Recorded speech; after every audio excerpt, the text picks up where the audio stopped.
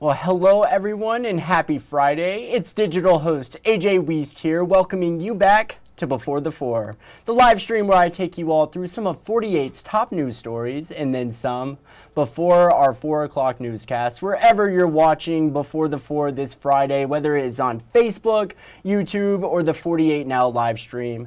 As always, thank you so much for watching and spending just a bit of your Friday afternoon here before the weekend. Now, starting things off in New Market, where a man was rushed to Huntsville Hospital last night following an explosion involving bomb-making materials. Now this according to officials with the Madison County Sheriff's Office. They say the incident happened on County Lake Road. Authorities say deputies responded to the scene and found a man suffering from severe injuries. The man was transported to Huntsville Hospital Trauma Services in critical condition.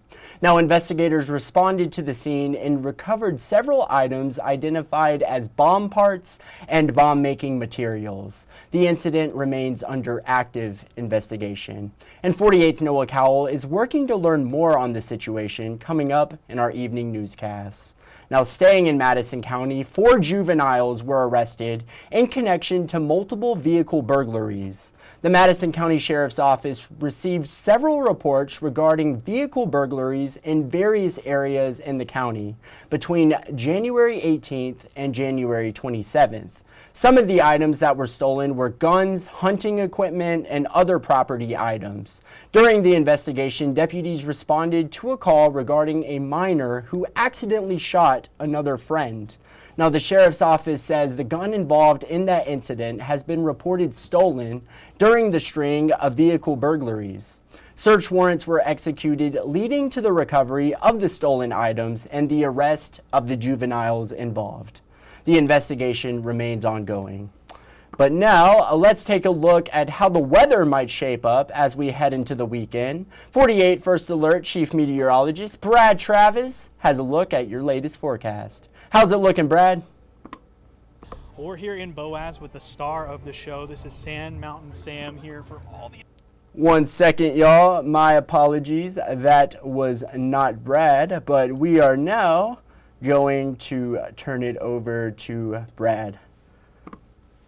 Well, AJ, we're still waiting on another round of showers and thunderstorms to come through here. This is a little bit more than we anticipated. At least the model guidance didn't show nearly as much yesterday, but it was showing this secondary area moving in after 5 o'clock, but it looks like it's going to cross the state line around 4:30 or so. Here's a look at 5 o'clock, scattered showers, a few thunderstorms out there, nothing severe, but there will be some locally heavy rainfall, and this will kind of start to merge together as it moves into the Huntsville metro area around 6 o'clock and continues to track off to the east. So locally heavy rain initially for your early evening plans by 7:30 over northeast Alabama towards Chattanooga and moving out.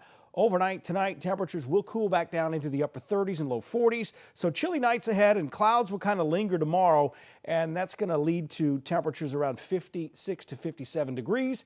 Groundhog Day Sunday, but I guess we're celebrating it again on this graphic on the latest at 4 o'clock. Well, thank you, Brad. Nothing wrong with celebrating Groundhog Day for an extra day, that is for sure. And speaking of meteorologists, you all just got a sneak peek right before we turned it over to Brad. But it is about that time of the year again, Groundhog Day, or in Northeast Alabama, you could say Possum Day. That's right, this morning Sand Mountain Sam says spring is right around the corner. And 48's Matthew King was there at Old Mill Park in Boaz this morning. Take a look. We're here in Boaz with the star of the show. This is Sand Mountain Sam here for all the attention. Sam, how was the big day? Possum fever today as the community supported Possum Day, Sand Mountain Sam's big prediction day. There are a lot of traditions to keep up, like the mantle of Possum Man. Well, it's just a really good tradition around here. You just got to dress up and go represent where we're from. I'm ready for this cold weather to go away. Crowning the Possum Queens. Feels really good. I'm glad they picked me. I get a crown. Yeah, what's on the crown?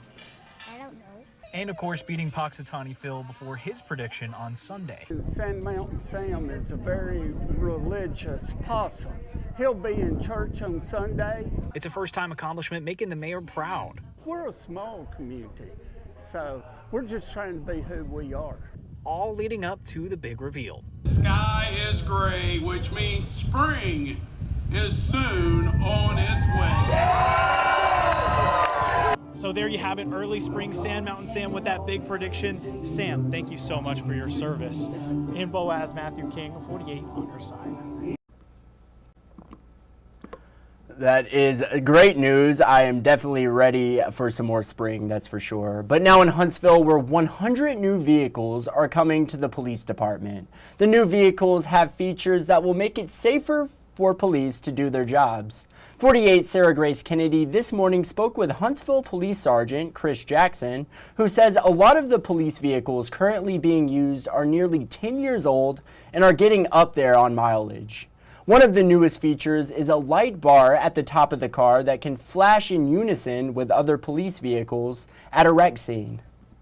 The better equipped they are, the better they're going to be able to respond to things, and the more adaptable they're going to be in situations. So you want to make sure that you're always on that cutting edge of technology and making sure that they have the appropriate tools for their job. Well, good deal. Now, the investigation into Wednesday night's deadly collision between a commercial jet and a U.S. Army helicopter over Washington continues. NBC's Tom Yamas has more. This morning, NTSB investigators getting their first look at a critical clue. The cockpit voice recorder and flight data recorder recovered from the American Airlines passenger jet involved in that horrific mid-air collision near D.C.'s Reagan National Airport. These images showing the devices being cleaned and evaluated at the NTSB labs.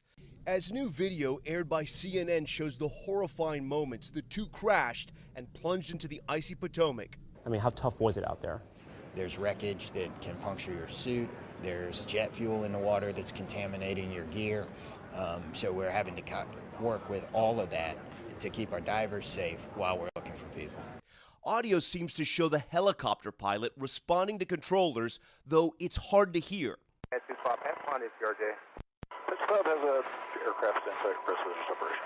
As authorities try to piece together what happened. Sources tell NBC News investigators are looking at whether the helicopter was flying above its designated altitude, while a preliminary FAA report on the crash found staffing at the air traffic control tower was not normal, according to a source with knowledge of the situation. The tower typically has one controller focusing on planes and a second on helicopters, but Wednesday night, only one person was overseeing both at the time of the collision, although that is allowed by FAA safety guidelines. And this morning, we're learning of another close encounter near the airport just a day earlier. Audio showing a plane had to change course due to a helicopter in its path. 4514, what was the reason for the go-around? We had an RA with the helicopter traffic below us, Brickyard 4514. Officials say the helicopter involved in Wednesday night's crash was on a routine training flight with 3 experienced crew members, including crew chief Ryan O'Hara, a young father, also on board an instructor pilot with about 1,000 flight hours. Among those killed on the American flight, multiple children, their parents, and coaches returning from a figure skating camp in Kansas. There's just no words to describe how awful it is. The plane's captain, identified as 34-year-old Jonathan Campos. His co-pilot, Sam Lilly, 28 years old and engaged to be married. He was just a very kind soul. Also on the flight, young mother Wendy Jo Schaefer and civil rights attorney and former Miss Kansas contestant Key Duggins. Hamad Raza was at the airport to pick up his wife Azra, who was returning from a business trip. I always pick her up from departures. I had dinner waiting at home. So many families grieving while the investigation continues. Well, thank you, Tom. And that American Airlines plane that went down Wednesday night flew through Huntsville almost 2 weeks ago. Carson Clark, who's the communications director for Congressman Robert Aderholt, was on board the plane on January 18th, just days before President Trump's inauguration. Clark was flying from Huntsville to the Ronald Reagan Washington National Airport. Using the tail number, FlightAware data shows the plane's path to D.C. Clark took a picture before landing, and you can see a helicopter in the distance. He says there is helicopter traffic constantly. Clark tells our sister station at WBRC it's so shocking what happened, especially knowing how safe flying is in America. When I looked up that tail number Wednesday night and saw that I was on that plane, it definitely, made the hair on the back of my neck stand up. Your mind immediately starts thinking about, the people that were on that plane, the person that was sitting in the seat that I was in, and what's happened to them and their families, and if that had been me on that plane and how my family would be feeling right now. So it's definitely tough. And 48's Aria Pons will be speaking with a local ice skating instructor who knew some of the victims of Wednesday's crash, coming up in our evening newscast. But now a story in case you missed it. Yesterday, 48's Nick Ballinger reported on a brand new documentary that was screened at the latest Sundance Film Festival that depicts the living conditions in some Alabama prisons. Nick Ballinger with the details. It's a documentary going behind bars of Alabama's prisons, revealing what conditions are like inside. The Alabama Solution aired at a film festival in Utah and is now raising one question all over the country. I guess the real question is, what is going on? What is going on in prison? George Stacy is a former correctional officer at Limestone Correctional Facility and plays a role in the documentary after he left the prison yard. And I felt like I prayed for 2 weeks after I left, and I felt like I needed to tell the story. I felt like the Lord wanted me to leave because the conditions are horrible. Stacy echoes what the film lays out of what's plaguing Alabama's prisons: horrible conditions, staffing problems, and overcrowding. An active lawsuit by the Department of Justice against the state points out the very same thing. These two Alabama inmates, Melvin Ray and Robert Earl Council, are both serving life in Alabama prison and shared stories of forced labor, drugs, violence, intimidation, and retaliation. Now, when you get to the point where you say, that could be me in there, well, would you want to be treated that way, or would you want your son treated that way? Stacy even described how he used to cut single bars of soap into 4 pieces because there wasn't enough to go around. He says inmates are treated worse than animals. Oh, well, those are inmates, so we don't care. But those animals, man, we don't want to be messing with those animals. And you said, we're not going to give those animals a bath. We're not going to give those animals medicine on time. You know what people would do? He hopes the documentary can finally be an agent of change. We want to treat them just human. We need maybe a full bar soap.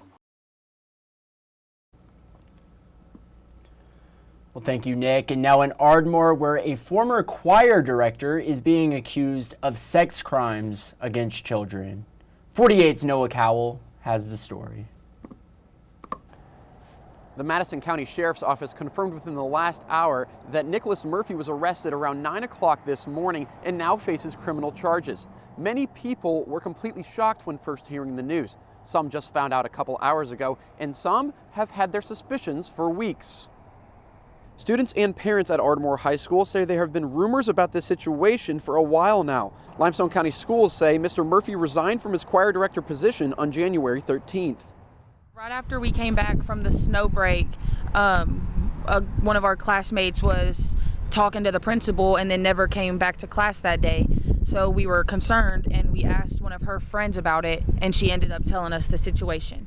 These students say that was around the time rumors started circulating and many kids had their phones taken. Initially, they were completely shocked. They never thought Mr. Murphy would be accused of something like this. If you just overall talk to him, you'd never catch that vibe. I will say I was in his class, and I could tell that he was close to his students, but it seemed more like a teacher-student kind of mentor type thing. Murphy has also been fired from his job as a music director at the First Christian Church on Whitesburg Drive in Huntsville. He's currently being held in the Madison County Jail on a $70,000 bond. Reporting in Ardmore, Noah Cowell, 48 News, on your side. And now in the Shoals, where 48's Aria Pons has been following up on the 82 dogs seized from a home in Lauderdale County this week. Those 82 dogs seized are now considered as live evidence. Aria Pons has the latest on the situation. Charges are pending against the owner of the dogs that were seized in Central Florence on Tuesday, meaning those 82 dogs are now considered live evidence. They'll spend the rest of the investigation and the court proceedings that follow being housed right here. We'll be getting the rest of the dogs evaluated and hopefully get all that evidence to the Sheriff's Department and then see where it goes from there. The Florence Lauderdale Animal Shelter is no stranger to dogs being seized in animal cruelty investigations. Director Cheryl Jones says every time they do, though, they play a waiting game. In a typical case, if you've got property, it goes to a property room and it just stays there and waits for the court case to come around. It's a lot more challenging when you have live evidence.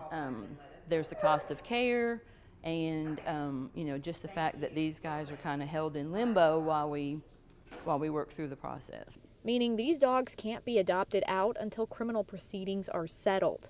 Yeah, I mean, this could be a process that goes on for, court cases can go a year and a half, easy. She says it is easier when the owner can sign away their rights to the animals or a judge can award the shelter ownership, but neither can happen if the owner isn't found. If you know anything about where the owner could be, you're asked to call the Lauderdale County Sheriff's Office. And if you can, the shelter here is always in need of donations, especially with the 200 dogs they're now housing. Reporting in Florence, Aria Pons, 48 on your side. Well, now coming up after the break, we'll talk about the latest on the water situation in Eider, more on 48's Callie Neese's exclusive interview with Decatur Police Chief Todd Pinion, and some fun things to do this weekend in Huntsville. It's all ahead. I'll see you all in 1 minute.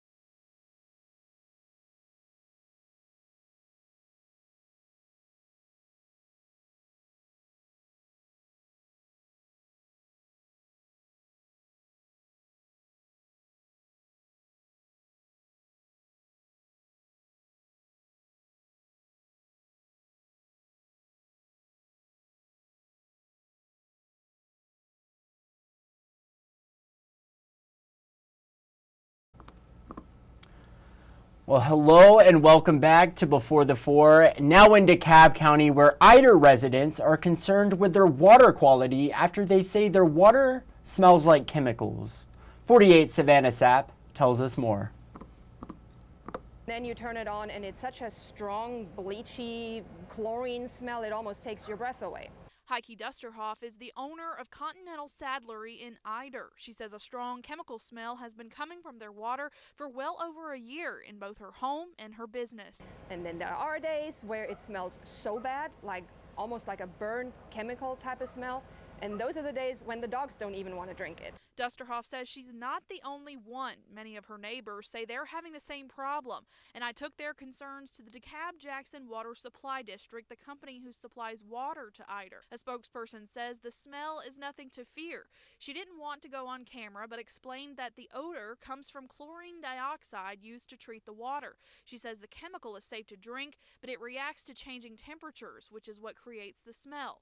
She also says the department hires a third-party company to test the water regularly, and that company's findings show the water is safe, but Dusterhoff isn't so sure. She says she wants another group that isn't paid by the water district to test it. So that would be the ultimate assurance that it's either safe or not safe. Well, thank you, Savannah. And yesterday, 48's Callie Neese spoke with Decatur Police Chief Todd Pinion in a sit-down one-on-one interview following the recent release of the third-party review of the police department. Many, including advocacy groups standing in power, are calling for the police chief's removal, but he says he took an oath and will not step down. Callie Neese tells us more. Chief Pinion told me that he took an oath to protect and serve this city. He said he plans on staying in his role and completing that oath. We do have room for improvement, and I've said that all along. For the first time, we are hearing from Chief Pinion since the Decatur Police third-party review went public. Many people were upset about alleged police misconduct being filed incorrectly, rendering the department's early detection software useless. I asked Chief Pinion what went wrong. He said this was a new system and they hadn't used it until he became chief. Pinion said all formal complaints had been filed in the program, but now he realizes that he needs to include all complaints. After looking and listening, I understood. I was like, yeah, it was probably a better way to put them in there. So. The report also raised issues about poor communication from the police chief. He acknowledged he can do better and says he has plans on being a bigger voice in his department. I do think it's important that, I communicate, more, and we're going to do that from this department a whole lot more to be able to do that. Pinion reiterated that he was happy with what the report didn't find about his department. No examples of systematic racism or excessive force. However, he says he knows changes need to be made. Some people think that that I'm discounting the stuff that was in there. That's not the case. In the last council meeting, I said, look, I'm not, deflecting this report. There are things that we're going to do and some changes we're going to make, and that's what we're doing at this point in time. Many are calling for him to resign, and some on the city council say they're not confident in Pinion, but he says he took an oath and he will stand by it. Look, I swore an oath a long time ago as a police officer to serve and protect this city. That's still the same oath that I swore by today to that, and I still plan on continuing on as my role as chief. Chief Pinion told me that communication is very important and that he plans on being a bigger voice for the department to help with community relations. Reporting in Decatur, Callie News 48 News on your side. Well, thank you, Callie. And now let's talk about those fun things you can do in the Rocket City this weekend. If you're a basketball fan and you love to see those trick plays and massive dunks, the Harlem Globetrotters are coming to town this Sunday at the Von Braun Center. Yesterday, I spoke with the 7-foot one and only Globetrotter by the name of Hot Rod. Let's take a look. Sunday, talk about some of the awesome tricks that might be in store for the Huntsville crowd. Oh, we coming to Huntstown. The whole team is coming. February 2nd, you said it first. You're going to see some amazing slam dunks. You're going to see some trick passes. You're going to see some trick shots. I can't tell you everything. You got to come up to the Von Braun Center and see the Harlem Globetrotters. And if you can't make it February 2nd, it's all right. All you have to do is go to harlemglobetrotters.com, see what city we're going to be at, and see if you can make it to any other cities if you can't make it to the game in Huntsville. But that's what I all have to say. Go to the harlemglobetrotters.com website. See what city we're going to be at. We're going to be in Huntsville, Alabama, February 2nd. Don't miss out. Really want to see you there. And if y'all can't make it there, go to the Harlem Globetrotter website. Make sure you see what city we're at, what game you can catch. And don't forget, get you a Hot Rod jersey because it'll make you 7'1". I need to get me one of those, that is for sure. But awesome interview with Hot Rod will certainly be a good time. And you can find more details on that 48 Now interview on our website. Just go to WAFF.com. But now, if you're looking to celebrate the Mardi Gras season here in Huntsville, the Huntsville Botanical Garden is holding a Mardi Gras celebration called Jazzed Up February tomorrow night starting at 7. I spoke with Laura McPhail, who let us know what we can find at tomorrow's Mardi Gras party. Let's take a listen. What kind of foods can we expect to see there? I'm assuming Cajun foods, beignets, all that kind of good stuff? All that yummy stuff. All the savory flavors of New Orleans and Lower Louisiana are going to be coming right here without even having to travel. You get to taste the flavors. So there'll be jambalaya and gumbo, and like you said, beignets. And our caterer, Forever Grateful, is planning a wonderful menu, and it's going to be delightful for all the senses, I think. Heck yes. I'm getting hungry, that's for sure. I love me a good beignet, that is for sure. I do too. 100%. So what are some other need-to-know details before we go to Saturday's event? Oh, okay. So what you need to do is remember that this is like a Mardi Gras ball, not like like the French Quarter. So, Okay. so Yeah. it is an elevated, elegant event. Come dressed nicely. We're talking semi-formal to formal. If you've been looking for an opportunity to get dressed up, or maybe if you missed out on our New Year's Eve party, this is it for you. But please feel free to add in some Mardi Gras masks, beads, any of those things that truly kind of bring out those flavors. And it'll be from 7 until 10 p.m. And it's just going to be a good time all the way around. Really looking forward to it. It sounds like it. Absolutely.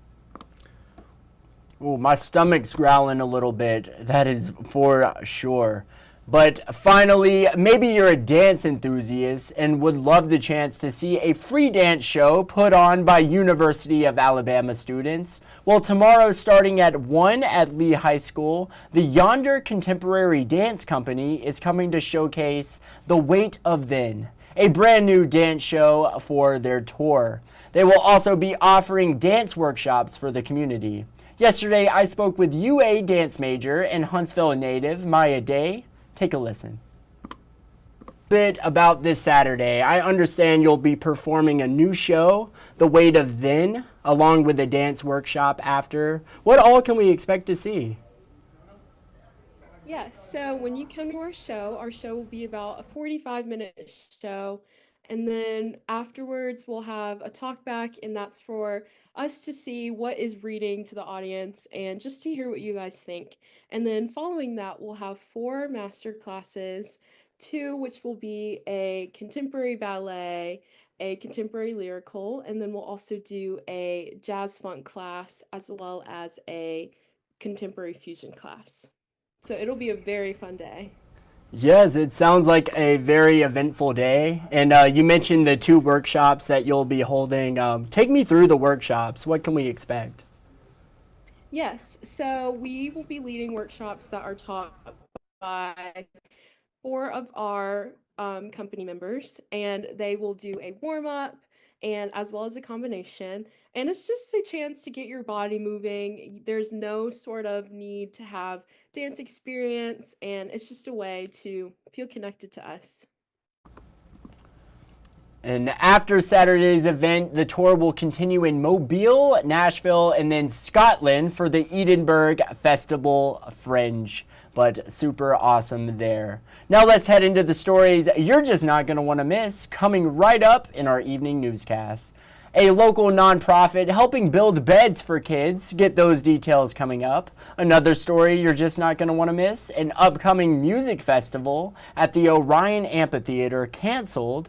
Get those details. And finally, the latest Kitchen Cop scores are in. Get all the latest scores coming up in our evening newscasts. Now, we do not have any time for today's Facebook fun. Very, very sad. But we'll continue that next week into Monday. But you all have a great weekend. Enjoy tonight's evening newscast and do something fun. But that's all the time I have. But as always, thank you so much for watching.